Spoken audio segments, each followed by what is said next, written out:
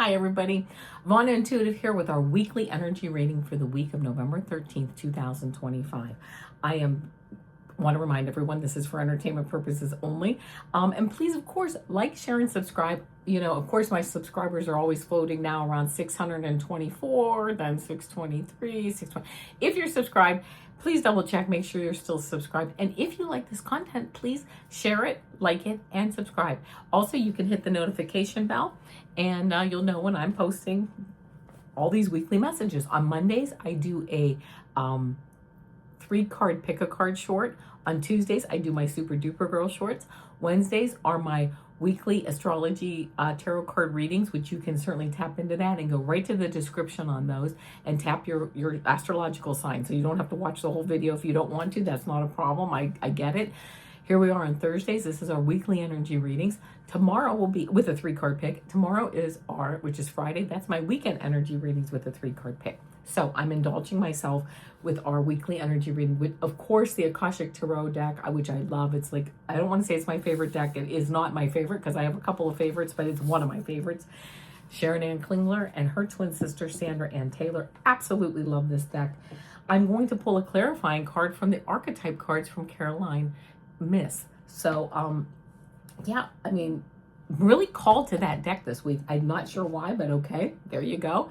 And then we'll do our 3-card pick with the Spiritual Meaning of Birds Oracle deck. And this is Arin Murphy-Hiscock. So we'll certainly pull some cards for our 3-card pick from that deck. As I'm talking now, I am shuffling and I am, of course, setting the intention to pull, to pull cards for our energy reading for the week of November 13th, 2025. Let me get the box cover out of the way.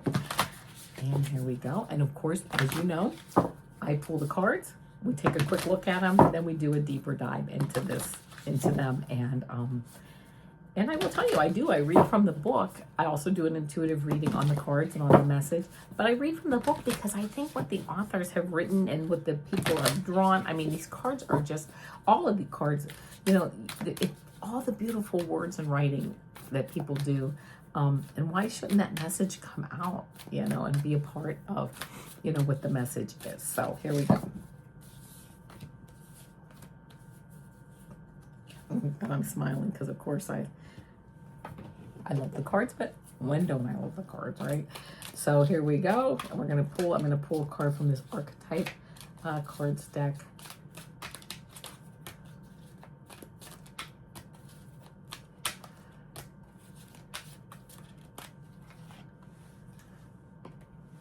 Very interesting. Okay, so the first card I get is this Queen of Scrolls card, which happens to be the picture on the deck. So we have the Queen of Scrolls. We then have number 21, which is a major arcana card, which is Uriel and the Sphinx. And then we have the 7 of Keys, the Ascent. And the Archetype card that I pulled is Victim. So here we go. Let's do our deep dive into things, and we'll see what the Queen of Scrolls has to say. And of course, I wish I knew what these cards were beforehand, and I would have everything marked, but I don't. I kind of go with it. So sometimes we have to wait a minute while I figure out what page things are on. All right, here we go. The Queen of Scrolls, oh my gosh, the artwork is just beautiful. Okay. A beautiful woman holds a scroll as she stands in front of a sunlit archway. Around her swirls the energy of wisdom, knowledge, and Akashic truth. When this card appears, she brings important information and inspiration to you. The Queen of Scrolls is a woman of higher mind whom you may already know or have yet to meet. Her purpose is to help you move through the entryway to a new level of wisdom and understanding. She could be a teacher to you in some way or offer a friendship that could develop into a deeper love. This woman could be helpful to you in some project requiring communication. She may be an author, a marketer, or a publisher. If you are a writer, she may be someone who assists you in getting published. The Queen of Scrolls could also represent you or a woman in your life getting a position in a field related to communication or academics, such as counseling, teaching, marketing, or publishing. This card indicates a phase of deepening understanding and readiness to learn. It's the perfect time for personal growth and expansive learning, whether it's mind, body, or spirit centered. Open the mysteries that are hidden in the Akashic scrolls and step through the door of knowledge. I love that. I love it because it sounds like we're just getting ready to move forward on some really beautiful ideas and creativity. Number 21, the Uriel and the Sphinx. The Archangel Uriel stands before the Sphinx under a full moon. The Sphinx is usually shown with a body of a lion indicating strength and the head of a king showing authority and intelligence. But more than this, the Sphinx represents the enigmatic and inscrutable, the silent holder of truth and the ancient mysteries of the world. Here, the Archangel Uriel connects and confers with this great source of mystery. This card shows that it's time for you to do the most importantly and possibly the most difficult work in your life. The digging and inner discovery that takes you to your deepest self. I love this, to your deepest self and your deepest power. Even the great Sphinx had to be dug out many times from the blowing desert sands that buried it up to its neck. And you must dig diligently too. That's Pete Pete, my kitty cat. You may have to chip away at the rock-like substance of your old beliefs and histories so that you can get to the truth inside. But don't worry, you have begun already, and you've made considerable inroads. There's also someone here to help you, Uriel, whose name means fire of God. You can work directly in your meditations with this archangel for self-understanding, transformation, and guidance. Also, be on the lookout for someone in your daily life whom Uriel has sent. This could be a teacher, a mentor, or even a new friend who shares a kinship with you about this inner quest. It is a relationship of great value that comes in a time of profound power. Don't diminish the importance of this phase. It is this work that leads you to your initiation and to your higher power. Okay, and then we get the Seven of Keys. And isn't this just amazing? As we're talking about learning and moving forward, we get this Seven of Keys, and it says, let's see, we're almost there. It's the ascent. A man stands atop a mountain with a robe draped over his shoulder. Metal stakes known as pythons remain in the steep cliff face that he has climbed, evidence of the difficult path of his ascent. The rope and pythons may have been the physical keys necessary for his achievement, but so were his hard work and resolve. This card shows that with great effort and determination, you can apply yourself to your goals for assured success. Though there may be some risks involved, you can reach the top. There could be a promotion or an advance to a much higher position coming.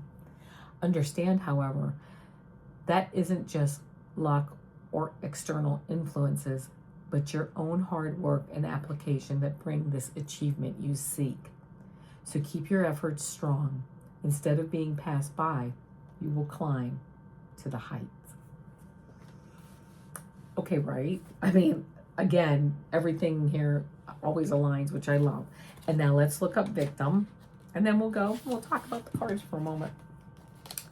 Victim, and I will tell you on, says light attribute says prevents you from letting yourself be victimized or victimizing others. The shadow attributes playing the victim for positive feedback in the form of pity, inability to maintain personal boundaries. Victim, when properly recognized, the victim alerts you when you're in danger of letting yourself be victimized either through passivity or rash, inappropriate actions. Also helps you to see your own tendency to victimize others for personal gain. I have to throw this in so I don't forget it. The world that we live in, we do not have to victimize anyone for personal gain. There is enough to go around, and we can get everything we need without victimizing anyone and without being victimized. Shadow victim shows you that you might like to play that role because of the positive feedback you get in the form of sympathy or pity. Everyone has this archetype. The goal is always to learn how to recognize these inappropriate attitudes in ourselves or others and to act accordingly. So, let's take a look at these cards, which I just love. The Queen of Scrolls. If you're a writer, a publisher, you're moving forward, whatever it is, you have like a scroll of creative ideas and wants and needs, things that you want to move forward in this world to do, right? Archangel Uriel may be an archangel that you want to tap into at this moment. Also, the great knowledge of the Sphinx, right? These both of the Archangel Uriel and the Sphinx hold great knowledge of our world, of who we are, of other worlds, of just, you know, I just heard it's where it's at, right? So knowing that we want to do this, we want to move forward, we want to get our message out, we want to get our creativity out. When I say message, I mean creativity in all of its forms, artwork, music, writing, whatever it is, and ascending. But we have to put the hard work behind it. I think sometimes we feel like we can sit here and feel like we're just going to have everything download and that's it, and it's going to be great. We can get the downloads from our spirit guides, from the archangels, from the ETs, whatever.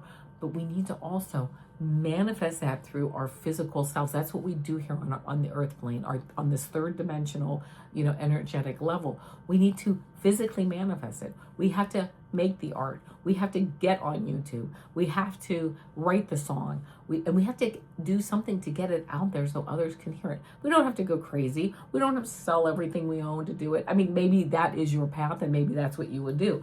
But the point is making the effort to put in the physical world the information that we are being given, and putting into the physical world the experiences that we have had, so others can learn from that experience, if possible. And you know what? I love this victim card because we don't need to be victimized. We don't need to play the victim. We can go out. You know what? I love this. It prevents you from letting yourself be victimized or victimizing others. Yes, we can get our beautiful messages out. We can get our beautiful energy, our creativity out. We don't have to play the victim to do that. Although I've seen many people play the victim, and I played the victim myself for many years, which I can get into, but I'm not going to really do a deep dive into that.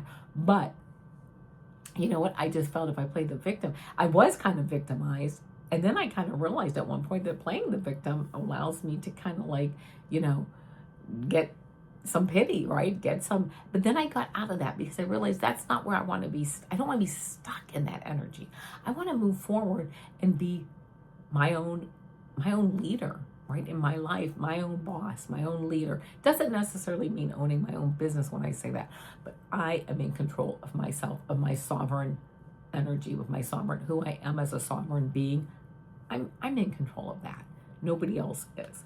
So I love this card because as we move forward, I think it's important to know that we don't need to victimize others. We don't need to be the victim. We have the power to move forward, and everything will be provided to us that we need to move forward. But we also have to, discipline ourselves, put in the hard work. An example in my own life, I'm writing my book. Okay, I'm writing a book about myself and my experience.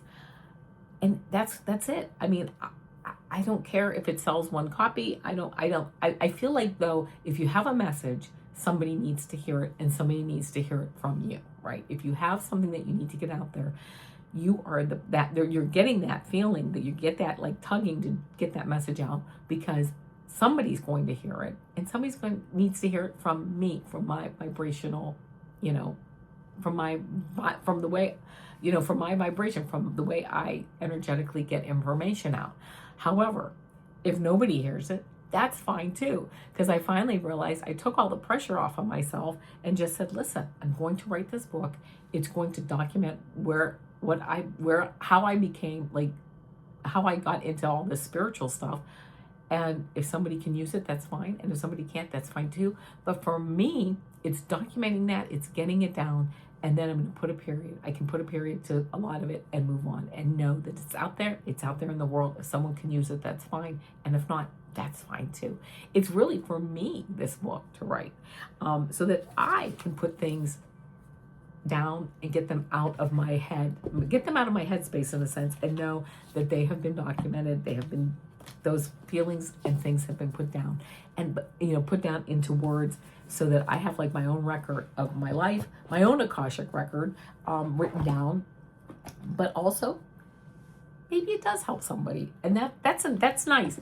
but that's not now the reason why I'm doing it, which I love that also. So there you go. A very nice message of course, moving forward. And as we move forward in our creative stuff, in our creative, whatever we bring creatively to this world, however we do it, we are, we're here to just to help others and to get that message out for ourselves and for others, just to grow. Like, don't hog your story, right? Get your story out there so somebody maybe can learn from it, and maybe not, right? And that's fine too.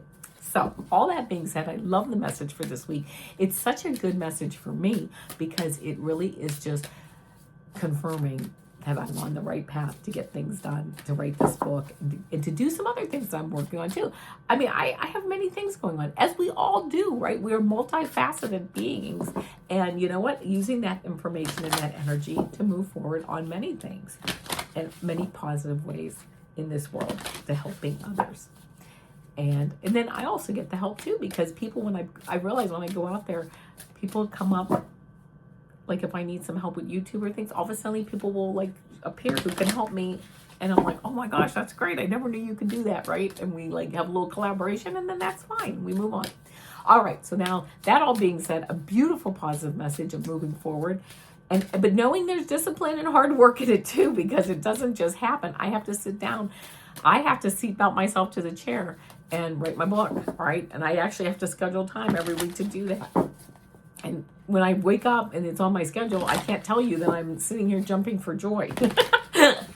I'm kind of like, oh, yeah, I got to write my book today. But then I sit down and I only do it for like a half an hour at a time. Just something, I get whatever. I just put it down on paper. All right, there we go. Now, here we go, my friends. I love it. We're all getting out there doing our thing, and I love that. Now, we're going to do a 3-card pick. This is the spiritual meaning of birds. This is the new Oracle deck. I have used it, but I don't use it that often. Oh my goodness. Okay, here we go. I thought I had the cards upside down, but I don't, and you'll see why. Card 1, card 2, card 3. Think about which card resonates with you. Card 1, card 2, or card 3. All right, if you picked card 1, and this is why I thought I had everything down. This is the crane, and it says fidelity, longevity, and vigilance. And let me just look up what it says for the crane here. The good thing is these are in alphabetical order. So let me just read. If you picked card 1, the crane's fidelity and mating rituals make it a common symbol of loyalty and a successful partnership. Its fabled long lifespan also makes it a symbol of longevity. The crane is associated with vigilance. It is said to keep watch on one leg while holding a stone in the other foot. The stone would drop if the crane dozed off, waking it and its companion. If you see a crane standing, it may be advising vigilance and alertness. However, if you see a crane flying, it may be drawing your eyes to the heavens, lifting your spirits, and inspiring you to trust in the universe. Beautiful message for card 1. If you picked card 2, you got cuckoo. I love that. Ancestry, deceit, and attentiveness. Let's see what they say about let's see what Arin says about the cuckoo. So if you pick card 2, Celtic mythology tells us that the cuckoo's call can summon the souls of the dead. Therefore, the cuckoo can also be a sign that you need to pay attention to your relationship with the dead. What can your ancestors or recently lost ones teach you? Oh, that's beautiful. The cuckoo lays its eggs in the nests of other birds, often pushing out one of the resident eggs in order to replace it. The cuckoo may then carry a message to be aware of deceit. Is someone not being entirely truthful with you? Finally, the cuckoo, a shy bird whose call is often noticed more than the bird itself, may be advising you to be heard rather than seen. If you pick card 2, a lot of messages there for you. So, it is all what it is. And if you picked card 3, you picked the gall. And it says adaptability, balance, and caution. The gall, colloquially known as the seagull, is an adaptable scavenger. Are you using your resources to their utmost potential? Should you be thinking outside the box more? Think about the juxtaposition between the seagull's association with freedom and the perception of the bird as a nuisance. If you see the seagull as a pest, try to see beyond that so try to see beyond that to the freedom it represents. If you see it as a symbol of liberty, remember that it has baser associations. The gall reminds us that everything has a flip side. Gall is the root of the word gullible. Therefore, the gall may have also appeared to caution you against becoming someone's gall. Take everything with a grain of salt and think carefully about what you accept as truth. See, this is what I love reading these because I don't know anything about birds. But yeah, very deep messages for all three cards. So depending on which one you pick, it might be time to do a little bit of a deep dive in those messages. All right, my friends, as you know, on Mondays are my 3-card pick-a-card shorts, quick pick-a-card shorts. Tuesdays are my Super Duper Girl shorts. Wednesdays are my weekly astrology tarot card readings where you pull a 3-card pick on each sign for the week. Today, Thursday, is my weekly energy reading with a 3-card pick, which I just love these weekly energy readings. I will be back tomorrow, Friday, with our weekend energy readings of the 3-card pick. Until then,